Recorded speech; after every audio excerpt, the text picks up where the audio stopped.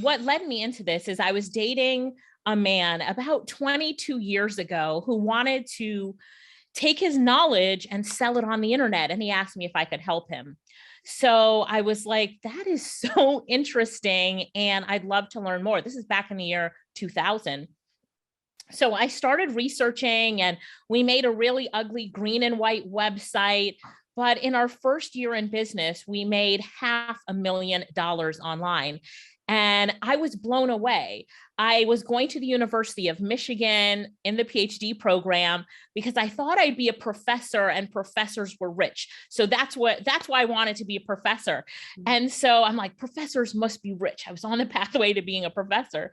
But after a few years of having my online business and, working on my PhD, I dropped out of the PhD program when this was a turning point for me, Candace. You know how people have those turning points in their life?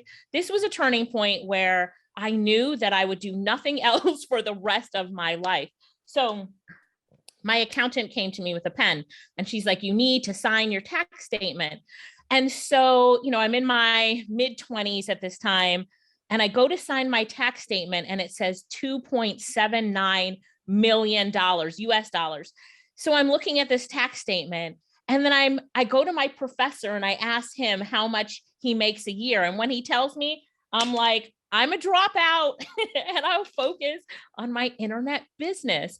And that's when I really put a lot of the focus into saying, you know what, this is my future. I love it. I constantly got asked by people to teach them what I was doing. And that's my journey. Now in the year 2010. So I would go on to marry the guy that I was dating, Candace. I went on to marry him, but in the year 2010, I left him. And I left him, that's like a whole nother interview, but my good friend, Les Brown, I know that you know him. He's always on your summits, Candace. My good friend, Les Brown, we'd been friends for 7 years at that point. And he explained to me what a toxic relationship was. And Les led me through his little, are you in a toxic relationship 101 speech and exercise. And then Les said, Alicia, get out. You need to get out. And when I had the opportunity a few months later, my husband at the time was actually on vacation with another woman. And I found out. So I was like, this is my perfect time to leave. I packed my bags and I left.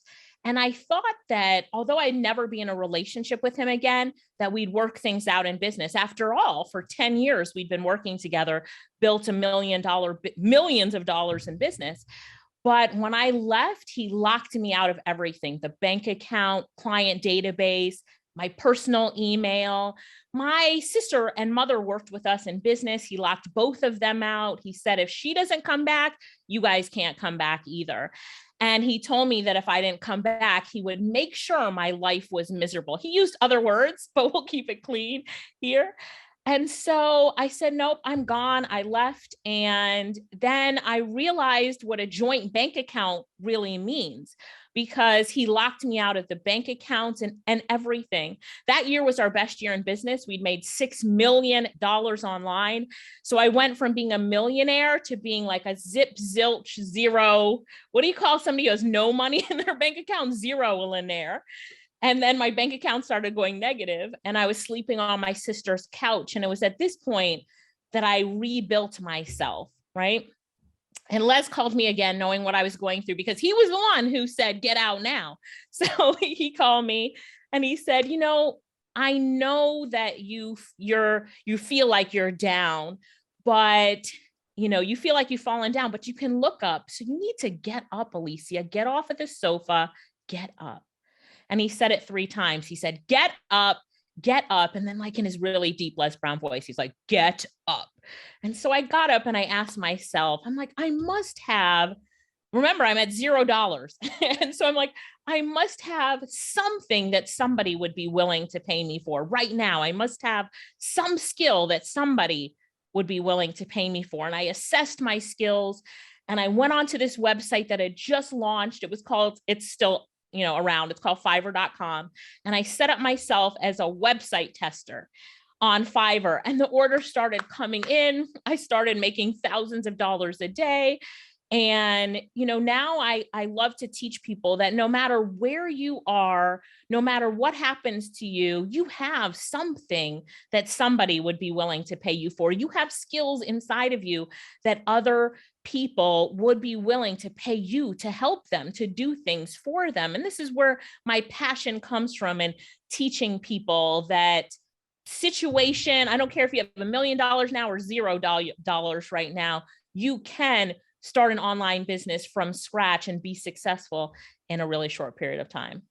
Oh, Alicia, thank you so much for sharing that with us, because I know that so many of our listeners, irrespective of gender, have been in that situation whereby they gave away their power in ways they didn't even know they were doing, right? Or they ended up in a situation where their power was taken from under them, and all of a sudden they've got to rebuild from scratch. And I don't want to overlook the fact that going from that point, that rock bottom, because it's the devastation of losing someone, when you married them, you assume this was a forever thing. So it's the death of that dream. It's the death of now a business that you helped create. So that's like a double death. And then it's also now like, how am I going to get through this? How am I going to rebuild my life? And so holistically, that is a lot to be going through. So I know you had Les Brown, who I love and adore, on in your corner at that point, and he was like motivating you. But I want to ask you about that moment on the couch, those moments when you were on the couch and you were trying to figure out, Alicia, I know you're smart, you've built a business before, what are you going to offer people, what are people going to pay you for? How did you emotionally, because it's one thing to deal with something on a practical level, I need to move, I need to do this, but emotionally it's so different. How did you gather yourself emotionally enough to start having the strength to actually start taking action towards rebuilding your life? The one thing that I did every morning was I listened to personal development. So whether it was Jim Rohn or Les Brown, I allowed those voices to pour into me. Tony Robbins, I still do this every morning. I go to YouTube and I listen to some motivation, something that's going to inspire me. And that really helps, because you know what the most dangerous thing is it's the toxic things that we say to ourselves. It's every time we ask ourselves, how did I let this happen? Why me? Here's my mistake. Instead of saying, I have so much more to give. I have so much that I can do to make a way.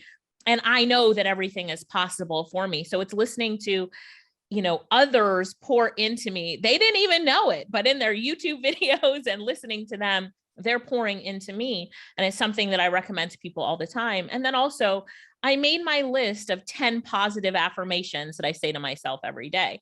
So that list changes all the time. I look at it, I sit down and I change my affirmations. But, there's something to be said about looking yourself in the mirror and telling yourself, I am an entrepreneur. I am a force for good.